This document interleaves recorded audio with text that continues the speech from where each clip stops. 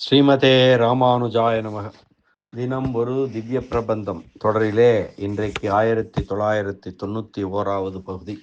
திருமங்கை ஆழ்வார் அருளிய பெரிய திருமொழி 11ஆம் பத்து 3ஆம் திருமொழி, அதனுடைய தொகுப்பு, அந்த பாசுரங்களின் கருத்து தொகுப்பினை ஒரு மீள்பார்வையாக அனுபவிப்போம்.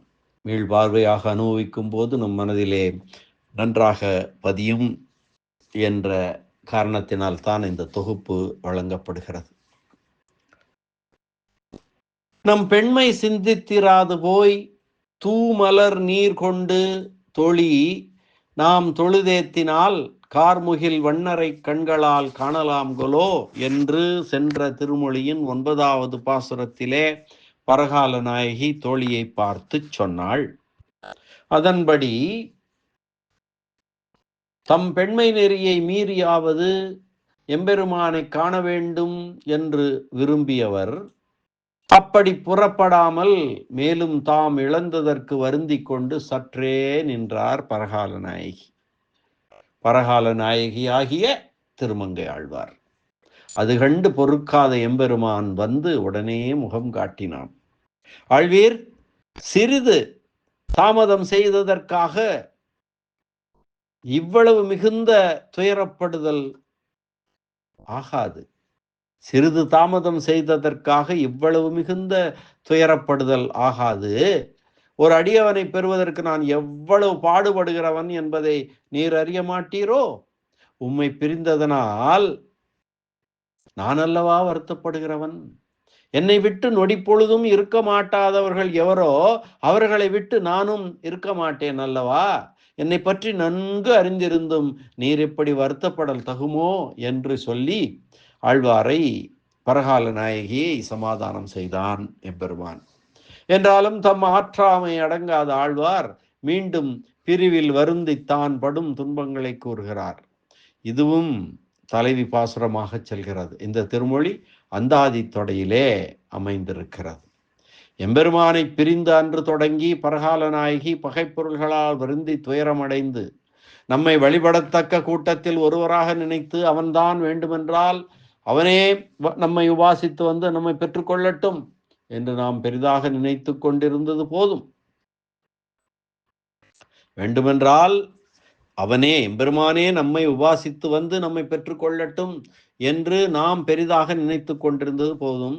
இந்த நிலை மாறி நாமே அவனை உபாசித்து செய்யத்தக்கதன்று என்று கருதாமல் அவனை வழிபடுவதற்குரியவனாக கொண்டு நாம் அவனை துணிந்து வழிபட்டு அதன் பயனை அடைதல் வேண்டும் என்று சென்ற திருமொழியிலே முடிவு செய்தாள் பரகால நாயகி. முடிவு செய்து அங்கே சென்று எம்பெருமானுக்கு தூமலர் தூவி வாயினால் பாடி மனத்தினால் சிந்தித்து ஆக முக்கரணங்களால் அவனுக்கு சேவை செய்யலாம், அவனை அடையலாம், மகிழலாம் என்று முடிவு செய்தாள். காமன் கணைக்கு ஓர் இலக்கமாய் என்று பெரிய திருமொழி முதல் பத்திலே சொன்னபடியே அந்த அளவுக்கு நாம் வருந்த அதனை அறிந்து வைத்தும் காலந்தாழ்த்துவன் அல்ல நெம்பெருமான். உயிர்களை காப்பதற்காகவே பல பிறவிகள் பிறந்த சர்வேஸ்வரன் இதை பொறுக்க மாட்டாமல் உடனே வந்து காட்சி வழங்கினான் பரகால நாயகிக்கு. நாம் அரை கணம் காலம் தாழ்த்தியதற்காக இப்படிப்பட்ட துணிவு தரும் செயலில் ஈடுபட உள்ளம் கொள்வதோ? என் அன்பர் எப்படிப்பட்டவராயினும் அவர்கள் குறைகள் நம்முடையதல்லவா? நாயகியான உன்னை பெறுவதற்காக எதிர்ப்புறமாக சுற்றி திரிந்தவன் நான் அல்லனோ? துயரம் எனதல்லவா? பிறப்பாலும் வாழ்க்கை நெறிமுறைகளாலும்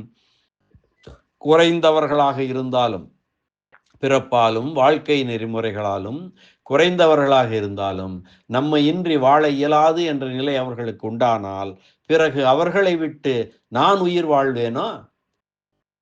அடியார் கைப்பட்ட பொருள்களை தவிர எனக்கு வாழ்முதல் வேறுண்டா, தாரகம் வேறுண்டா என்று தன் காதல் முழுவதையும் எம்பெருமான் காட்ட அவற்றை முற்றும் நினைத்து பார்த்தாள் பரகால நாயகி. மிக்க தாகம் உள்ளவனுக்கு குடித்த நீர் வேட்கையை தாகத்தை தணிக்க உதவாமல் தாகத்தை அதிகப்படுத்துவது போல அந்த நினைப்பு எம்பெருமான் மீது மேலும் வேட்கையை தோற்றுவிக்க அதனாலேயும் மிகவும் வருந்தினாள் பரகால நாயகி. பின்னும் அவனை அடைந்து என்றும் அவனை அனுபவிக்கும் வாய்ப்பினை பெறாவிட்டாலும் கூட அந்த ஆசையும் வேகமும் எல்லாம் எம்பெருமானிடத்தில் பெற்றோம் அல்லவோ என்னும் இந்த அளவிலே வந்த மனநிறைவோடு இந்த திருமொழியை நிறைவு செய்கிறாள் பரகால நாயகி. சென்ற திருமொழியிலே பொழுது விடியவில்லையே, எம்பெருமானை கண்களால் காணலாம்களோ என்ற பரகால நாயகி இந்த திருமொழியில் மண்ணிலங்கு முதலிய பாடல்களில் காணீர் என்று எல்லோரையும் பார்த்து தான் எம்பெருமானுடைய குணங்களுக்கு தோற்ற நிலையை சொல்லும்போது பொழுது விடிந்ததாக வேண்டுவதாலும் அவன் வாராமல் இவளுக்கு பொழுது விடியாது என்பதாலும் அவன் வந்து காட்சி வழங்கிய செய்தி இந்த திருமொழியில் விரித்துரைக்கப்படுகிறது. 11ஆம் 10 3ஆம் திருமொழி பாசுரங்களின் கருத்து தொகுப்பினை இப்பொழுது அனுபவிக்கலாம். மண் இலங்கு என்று துவங்கும் முதல் பாசுரம்.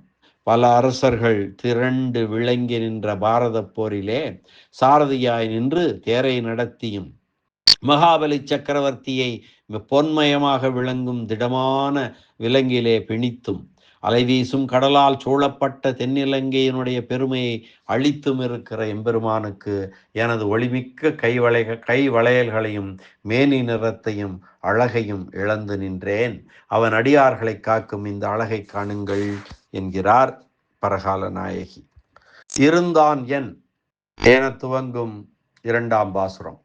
என் நெஞ்சினுள்ளே எப்பொழுதும் வாழ்ந்திருப்பவனும் சர்வ சுவாமியும் உரல் போன்று பருத்த கால்களை உடைய கஜேந்திராழ்வானுக்கு அருள் செய்தவனும் செந்தாமரை கண்ணனும் பெருமை தாங்கிய திருத்தோள்களை உடையவனுமான சர்வேஸ்வரனுடைய நாமங்களை வாயார பாடி கூத்தாட என் கொங்கைகள் வருத்தம் நீங்கி தம் பழைய ஒளி பெற்று விளங்குகின்றன என்கிறாள் இந்த பாசுரத்திலே.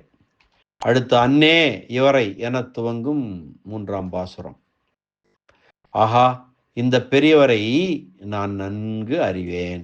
இந்த பெரியவர் முற்காலத்திலே 4 வேதங்களையும் நான் முகனுக்கு உபதேசித்த முனிவராவார். இப்படிப்பட்ட இவர் ஒரு சமயம் என் பக்கத்திலே வந்து என்னுடைய பொன்மயமான கை வளையல்களை விரும்பி எனது நெஞ்சினுள் புகுந்து விட்டு போகாமல் இருக்கிறார். இவர் நினைத்திருக்கும் நினைவு எதுவாயிருந்ததோ இவர் எண்ணங்கள் என்ன அறிகின்றோம் என்கிறாள். அறியோமே என்று என துவங்கும் 4ஆம் பாசுரம். நறுமணம் மிகுந்த சோலைகளால் சூழப்பட்டு வியக்கத்தக்க பரந்த திருக்குடந்தையிலே சாய்ந்தருளியிருப்பவரும் ஒப்பற்ற சிறு குழந்தையாய் கிருஷ்ணாவதாரத்தில் மெதுவாக நடந்து சென்று தளர் நடையிட்டு சென்று உரிகளிலே சேமித்து வைத்திருந்த மணம்மிக்க வெண்ணெயை வாரி அமுது செய்து திருவுள்ளம் முகந்தவருமான இப்பெரியவரை எம்பெருமானை அறிகின்றோம் என்று சொல்லுதல் எமக்கு தகுமோ? நாம் அறிய மாட்டோம் என்று சொல்ல முடியுமா என்று கேட்கிறாள் பரகால நாயகி இப்பாசுரத்திலே. தம்மையே ஆளும் என துவங்கும் 5ஆம் பாசுரம். எப்போதும் தம்மையே பணிவுடன் வணங்கும் அடியவருக்கு தம்மையே ஒத்திருக்கும்படி தம்முடைய சாமியத்தை தம்மை போலவே ஆகும்படியாக அருள் செய்பவர் எம்பெருமான் ஆகையால் அவரையே நாளும் முக்கரணங்களால் மனம் மொழி மெய்களால் வணங்கி தொழுதிறைஞ்சி அவர் தம்மையே எப்போதும் புகழாக நம் உள்ளத்தில் உறுதி கொண்டோம் என்கிறார். அடுத்து 6ஆம் பாசுரம். வைத்தார் அடியார் என துவங்கும் பாசுரம். சந்திரன் சூரியன் முதலிய சுடற்பொருள்கள் உலவக்கூடிய வானத்திலே ஒரு திருவடியை வைக்க மற்றொரு திருவடிக்கு பூமி போதாதே என்று தேவர்கள் வணங்கி துதித்து தங்களுடைய கைகளை தாமரை மக்கு போல அஞ்சலி செய்ய பெற்ற எனக்கு கண் போன்ற கண்ணனை அடியவர்கள் தங்கள் நெஞ்சிலே நாட்டினார்கள். அப்படி நாட்டியதால் இன்பம் அடைய பெற்றார்கள். கண்ணன் மனத்துள்ளே என துவங்கும் 7ஆம் பாசுரம். கண்ணபிரான் என் நெஞ்சினுள்ளே எழுந்தருளி நிலையாக விற்றிருக்கவும் எனது கை வளைகளானவை ஏனோ கலன்று போய்விட்டனவே. அவன் என் நெஞ்சுள்ளே இருந்தும் என் கை வளையல்கள் கலன்று விட்டனவே. இது என்ன ஆச்சரியம்! பெண்குடியில் பிறந்துள்ள நாம் மிக அழகாக பெண்மையை உடையவர்களாக இருக்கின்றோம். இது நிற்க அந்த எம்பெருமான் விரும்பி வசிக்கும் விடமாய் சிறந்ததான திருமலையையும் திருவரங்கத்தையும் பாடுவதற்கு என்ன தடை? ஒன்றுமில்லை, ஆதலால் பாடுவோம் என்கிறாள். அடுத்து பாடாமே எந்தை என்று துவங்கும் 8ஆம் பாசுரம். நல்ல மனமே, என் நலனுக்காக பாடுபடும் நல்ல மனம், என் தலைவனாகிய எம்பெருமானை பாடமாட்டோமோ? நல்ல மனமே, என் தலைவனாகிய எம்பெருமானை பாடமாட்டோமோ? 1000 திருநாமங்களை உடையவனான அந்த பெருமானை பாடி மகிழ்ச்சிக்கு போக்கு வீடாக உறுதியான பக்தியோடு ஆடமாட்டோமோ? அவனது திருநாமங்களை சிந்தித்து அவன் சூடி களைந்த திருத்தொழாய் மாலையை அணிந்து கொள்ள மாட்டோமோ? அப்படி அந்த திருத்தொழாய் மாலையை அணிந்து கொண்டு அவனோடு கூடுகைக்கு அவன் திருவுள்ளம் உண்டாயின், உன் இசைவு நல்ல நெஞ்சே உன்னுடைய இசைவும் உண்டாயின் நாம் கூட பெற மாட்டோமோ என்று கேட்கிறாள் பரகால நாயகி இந்த பாசுரத்திலே. அடுத்து நல் நெஞ்சே என துவங்கும் 9வது பாசுரம். நல்ல நெஞ்சே, என் நலனுக்கு பாடுபடும் நல்ல மனமே, நமக்கு எம்பெருமான் எப்போதும் திருவுள்ளம் உவந்து நிலையாக எழுந்தருளி இருக்கும் இடமாய் அன்னப்பறவைகள் சேர்ந்து வாழ்கிற நெய்தல் நிலங்களை உடையதாய் இந்த உலகுக்கு அலங்காரமாயிருக்கின்ற திருவாலியை சேவித்து நெடுநாளாக சேர்ந்திருக்கின்ற கொடுவனைகள் பாவங்கள் எல்லாம் நீங்குவதற்கு காளமேக நிறத்தவனான எம்பெருமானுடைய விரும்பத்தக்க அழகிய திருவடிகளின் மேல் உள்ள மலர்களை அணிந்து கொள்ளும்படியான பாக்கியம் பெற்றோம் என்று கூறுகிறார் பரகால நாயகி. அடுத்து நிறைவு பாசுரம் பலச்சுருதி, பலன் சொல்லக்கூடிய பாசுரம். பெற்று ஆர் என்று துவங்கும் 10ஆம் பாசுரம். 1000 நாமமுடைய எம்பெருமானுடைய திருநாமங்களை திரும்ப திரும்ப பாடப்பெற்றும் திருப்தி அடையாமல் மீண்டும் மீண்டும் அதிலேயே ஈடுபடுவார்கள். எம்பெருமானுடைய திருநாமங்களை பாடப்பெற்றவரான ஆழ்வார் அருளி செய்த தமிழ் சொல் மாலையாகிய இந்த திருமொழியை கற்பவர்கள் உலகம் முழுவதையும் ஆளப்பெறுவர். இது ஒரு ஆச்சரியமே. இந்த பாசுரங்களை செவிதாழ்த்தி கேட்பவர்களுக்கும் உலகமெங்கும் அனுபவிக்கக்கூடிய துக்கம் ஒன்றும் இல்லையாகும் என்று பலன் சொல்லி நிறைவு செய்கிறார் இந்த திருமொழியை. இந்த அளவிலே பெரிய திருமொழி 11ஆம் பத்து 3ஆம் திருமொழியினுடைய பாசுர உரை விவரணம் நிறைவு பெறுகிறது. கண்ணன் எம்பெருமான் திருவடிகளே சரணம். அரட்ட முக்கிய அடியார் செய்யும் கலிகன்றி கலியன் பரகாலன் திருமங்கை ஆழ்வார் திருவடிகளே சரணம். ராமாயண பெருக்கர் வியாக்கியான சக்கரவர்த்தி பரம காருணிகர் உரைப்பெருமன்னர் பெரியவாச்சான் பிள்ளை திருவடிகளே சரணம். ஆழ்வார் எம்பெருமானார் ஜீயர் திருவடிகளே சரணம்.